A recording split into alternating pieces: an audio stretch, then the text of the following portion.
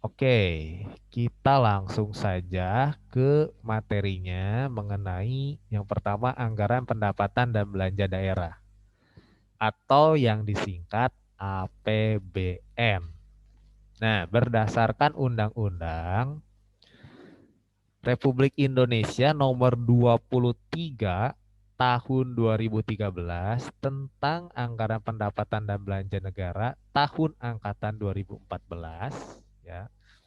APBN adalah rencana keuangan. Nih ada kata kunci, ada rencana keuangan tahunan. Nah, berarti rencana keuangan tahunan pemerintahan negara yang disetujui oleh Dewan Perwakilan Rakyat atau DPR. APBN adalah suatu daftar yang memuat rincian pendapatan dan pengeluaran negara untuk waktu tertentu biasanya 1 tahun. Nah, ini ya. Jadi kalau kita belajar pengertiannya ini. Jadi jangan nanti ditanya apa itu APBN. APBN adalah anggaran pendapatan belanja negara. Bukan, itu kepanjangannya. Tapi pengertiannya seperti ini nih. Ya, APBN itu adalah sebuah rencana keuangan tahunan ya yang disetujui oleh DPR ya yang isinya itu memuat atau mencantumkan rincian pendapatan dan pengeluaran negara. Nah, jadi ada 3 kata kunci di sini kalau kita belajar APBN. Yang pertama, rencana keuangan tahunan, ada disetujui oleh DPR, dan isinya itu nanti kita bisa lihat APBN itu isinya pendapatan dan pengeluaran negara. Nah, ini ada 3 kata kunci kalau kita belajar APBN. Jadi kalau tahu nih sekarang nih, kalau ada yang nanya APBN itu apa sih? Nah ini nih, 3 kata kunci ini. Yang pertama, APBN itu rencana keuangan tahunan pemerintah yang disetujui oleh DPR ya atau Dewan Perwakilan Rakyat dan memuat atau isinya berisi rincian pendapatan dan pengeluaran negara selama 1 tahun. Nah, itu dari sisi pengertian ya. Jadi kenapa harus ada rencana? Kenapa harus dirinci? Nah, pertanyaan yang sering muncul adalah seperti itu. Makanya kita kembali lagi yang tadi saya bilang, eh, pembiayaan kita, penerimaan negara dan pengeluaran negara itu tidak sedikit, banyak. Makanya harus direncanakan, harus dirinci sedemikian rupa supaya dengan eh, pendapatan penerimaan negara yang ada itu semua dari kalau kita bicara Indonesia dari Sabang sampai Merauke itu mendapatkan hak yang sama. Nah, makanya harus diatur tuh bagaimana mengatur itu, ya. Nah, di sini pembiayaan utama dari kegiatan pemerintah itu kemarin sudah saya bilang ya dari pajak, ya. Nah, agar dana yang ada atau pendapatan yang ada itu dialokasikan dengan benar atau di pos-pos dengan benar, makanya perlu disusun. Istilahnya itu ada penyusunan anggaran. Nah, ya itu. Itu dari sisi pengertiannya, ya. Nah, berikutnya fungsinya. Ya, fungsi dan tujuan APBN ini untuk apa dan bagaimana? Terus seperti apa? Nah, utamanya yang pertama, fungsi APBN ini adalah sebagai fungsi controlling atau fungsi mengontrol atau apa ya, mengawasi, mengendalikan kegiatan pemerintah ya dalam membiayai pengeluarannya ya. Makanya kan balik lagi sebenarnya ini kalau kita belajar kemarin tentang ilmu manajemen ya planning, organizing, actuating, controlling, evaluating. Nah, sebenarnya ilmu manajemen itu juga diterapkan juga dalam pemerintahan. Ya, dalam APBN pun itu diterapkan. Planning dulu direncanakan, di organizing, di actuating. Setelah ini semua di controlling, diawasi, ya, dikendalikan supaya tepat sasaran. Nah, itu ya. Nah, tujuan dari disusunnya APBN sebagai pedoman dalam mengalokasikan dana yang terkumpul dari berbagai sumber penerimaan negara di antara berbagai kegiatan yang harus dilaksanakan oleh pemerintah, termasuk untuk pembayaran angsuran utang dan pembayaran bunga. Nah, negara kita kan punya ada utang nih, ya entah itu mungkin utang investasi atau utang pinjam dana kemana. Nah, itu juga dana penerimaan yang ada tidak semua digunakan untuk pembangunan, ya, tapi ada beberapa atau ada disisihkan, dialokasikan buat bayar utang, ya, ya, diutamakan bayar utang dulu, ya namanya utang harus dibayar. Nah, itu harus diselesaikan dulu, harus disisihkan dulu, dialokasikan untuk bayar utang, ya, untuk utang negara. Nah, ternyata di sisi lain, di sisi penerimaan lain APBN, itu juga ternyata ada beberapa nanti kita lihat ada penerimaan-penerimaan jangka pendek, penerimaan jangka panjang dan sebagainya, ya. Nah, kalau secara detail, secara lebih rinci, fungsi APBN itu ada tiga nah, di sini nih, ya. Yang pertama fungsi alokasi. Nah, kalau kita mendengar kata alokasi, nah ini tuh lebih tepatnya ke penempatan, ya, penempatan. Alokasinya di mana nih? Dialokasikan kemana? Ke siapa? Ya. Nah, fungsi APBN yang pertama itu adalah fungsi alokasi. Fungsi alokasi ini yaitu pendapatan yang berasal dari pajak, ya. Jadi fungsi alokasi itu pendapatannya berasal dari pajak dan dialokasikan atau digunakan ke berbagai sektor pembangunan. Nah, pembangunan apa? Ya tadi, ada fasilitas umum lah, ada infrastruktur. Nah, ini dari fungsi alokasi nih, dari pajak yang ada nih. Kenapa dari pajak digunakan untuk ke sektor pembangunan ya? Karena kan pajak dari warga atau masyarakat bayar nih. Nah, kembali lagi, pajak yang dibayar kepada negara itu negara gunakan untuk kepentingan bersama juga. Nah, makanya itu disebut fungsi alokasi tuh. Yang berasal pendapatan negara dari pajak itu digunakan semuanya untuk dialokasikan ke sektor-sektor pembangunan, ya, supaya pembangunannya itu merata, ya, fasilitas-fasilitas umum itu juga ada, ya, masyarakat juga merasakan dampaknya bahwa saya bayar pajak tuh memang ada hasilnya nih, ya. Nah, itu yang pertama fungsi alokasi. Jadi dialokasikan untuk sektor-sektor pembangunan, ya, dari pajak pendapatannya, ya. Nah, yang kedua, selain fungsi alokasi, itu ada fungsi distribusi. Nah, namanya juga distribusi, ya, atau istilahnya menyalurkan, ya. Kalau fungsi distribusi itu adalah fungsi distribusi pendapatannya berasal dari pajak untuk transfer payment. Misalnya subsidi dan dana pensiun. Nah, ini masih ingat nggak kemarin waktu transfer payment ini kan ada kan dihitungkan di pendapatan nasional kan? Nah, ternyata, nah, transfer payment ini ternyata ini nih, ada yang namanya subsidi dan ada yang namanya dana pensiun.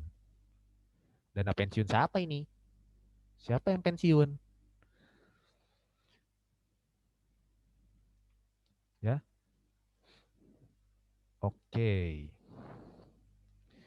Nah, ini kan pendapatan pajak untuk transfer payment. Nah, digunakan juga tadi ya pendapatan dari pajak ini selain untuk sektor-sektor pembangunan, digunakan juga untuk transfer payment. Ada yang namanya transfer payment, pembayaran. Kalau gampangnya kan itu artinya pembayaran secara transfer. Nah, tapi ternyata di dalam transfer payment itu ada subsidi dan dana pensiun. Subsidi buat siapa ini?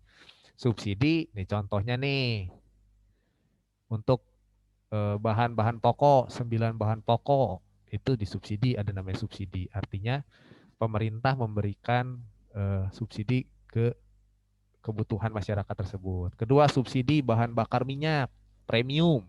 Nah, kalau kalian dengar tuh, premium tuh itu disubsidi oleh pemerintah sehingga harganya tidak terlalu tinggi karena disubsidi oleh pemerintah. Bahan-bahan 9 bahan pokok juga ada yang disubsidi oleh pemerintah sehingga harganya tidak mahal atau tidak naik, tidak melambung tinggi, itu disubsidi. Lalu dana pensiun. Nah, siapa ini dana pensiun buat siapa? Siapa yang udah pensiun? Nah, kalau kita belajar kemarin dari pembelajaran tenaga kerja kan, ketenaga kerjaan yang berusia 65 tahun. Tapi ini khusus kalau untuk dari APBN ini ditujukan dana pensiunnya untuk para eh, pegawai negeri atau istilahnya apa ya, PNS ya, pegawai negeri sipil ya, atau pegawai pegawai yang bekerja di pemerintahan. Nah, sudah mencapai usia pensiun di atas usia 65 kan. Nah, mereka akan diberikan dana pensiun tiap bulannya kan. Nah, ini dari APBN. Nah, itu dialokasikan tuh ya ke situ. Lalu yang ketiga ada fungsi stabilisasi,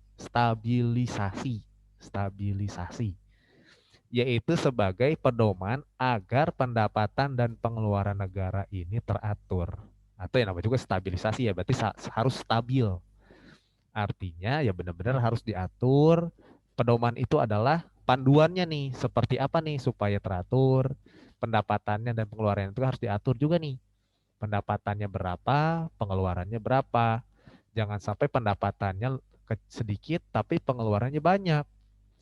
Atau mungkin juga pendapatannya banyak tetapi pengeluarannya dikeluarkan sedikit.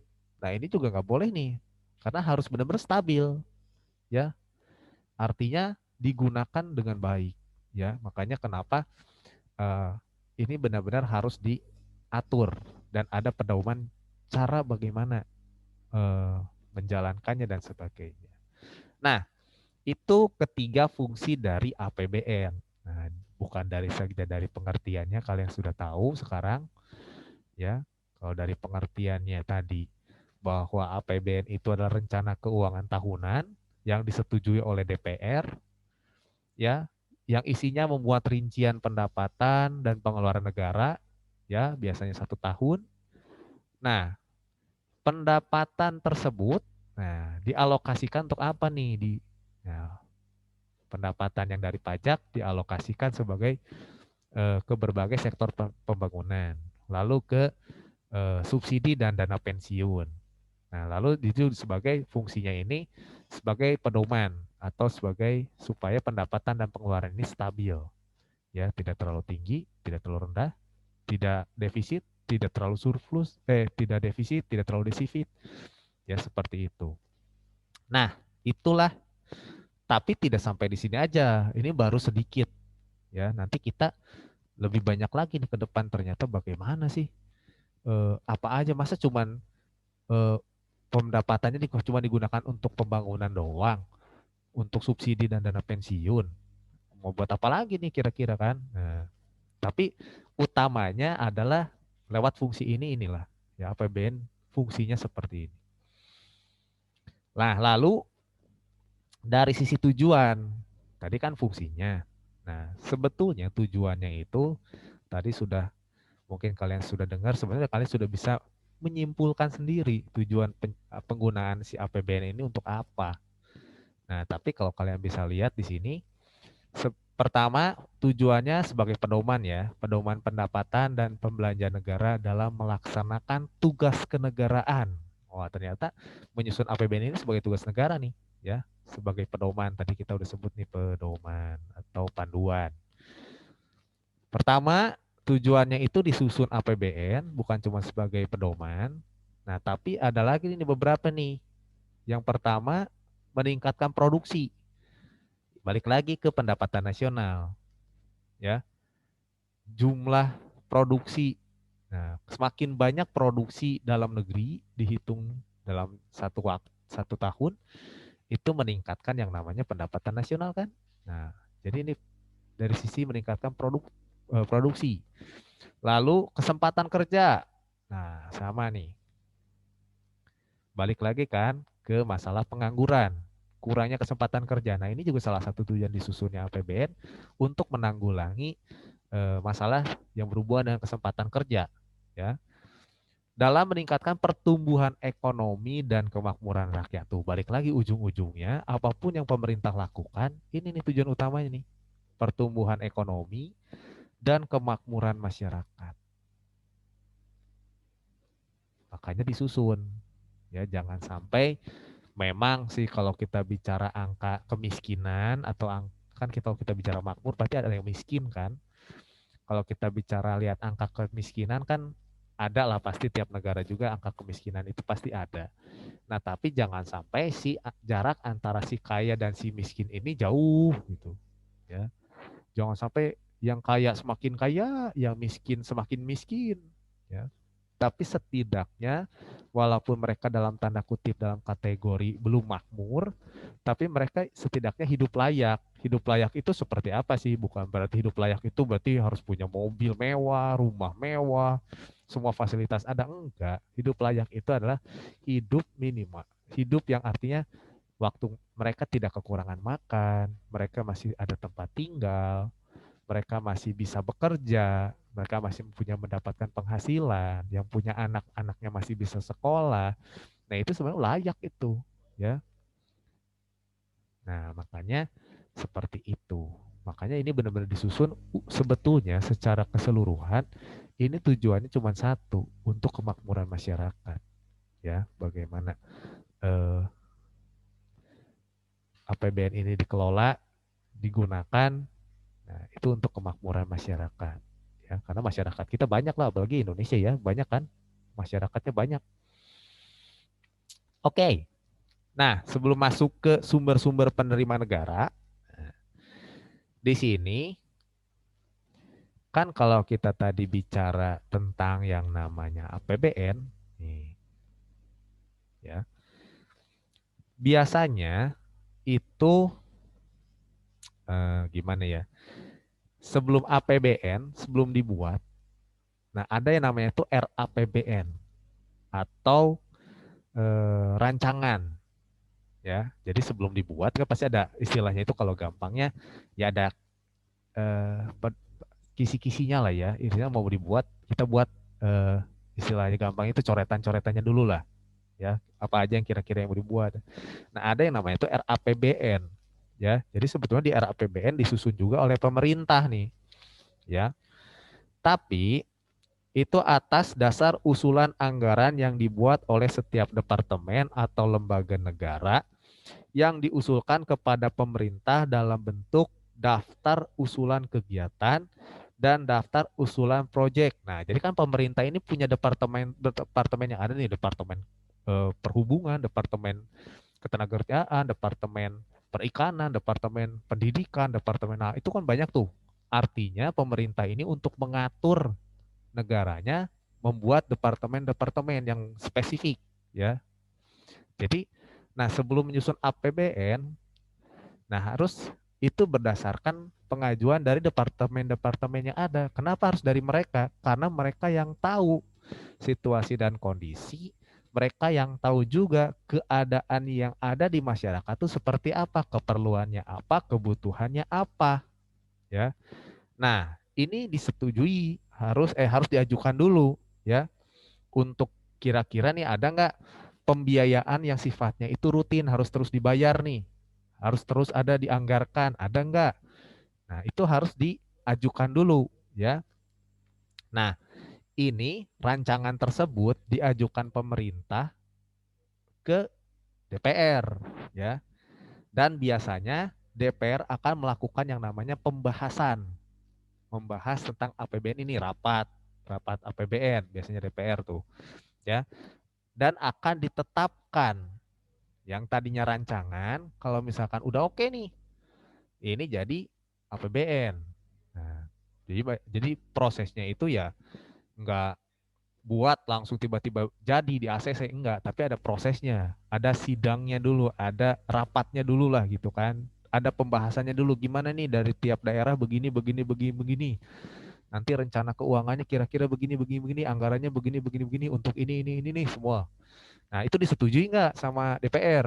Kalau ternyata disetujui semua, pasti kan ada disetujui, ada yang tidak, berdasarkan pertimbangan yang ada, dengan situasi perekonomian yang ada, situasi politik yang ada, situasi negara tersebut. Nah, itu baru setelah sah, setelah dibahas, ditetapkanlah baru itu jadi APBN. Nah, jadi itu sudah jadi daftar-daftar semuanya. Ya, jadi memuat secara rinci tentang sumber-sumber penerimaannya dari mana, nanti digunakan pengeluarannya untuk apa, terus sasaran pembangunannya apa, ya. Jadi eh, ini adalah memang sudah disusun dan dilakukan dan akan dilakukan. Ya, itu berdasarkan masukan-masukan yang ada atau mungkin berdasarkan dari acuan tahun lalu. Nah, seperti itu. Oke, less than 1 minute kayaknya nggak selesai nih hari ini. Saya rasa cukup lah ya. Nanti kita lanjutkan di pertemuan selanjutnya saja mengenai APBN ini. Masih banyak, masih panjang. Oke, kalau ada pertanyaan boleh, silakan. Nggak ada kayaknya, Pak. Oke, kalau nggak ada berarti kita lanjutkan di pertemuan selanjutnya aja ya.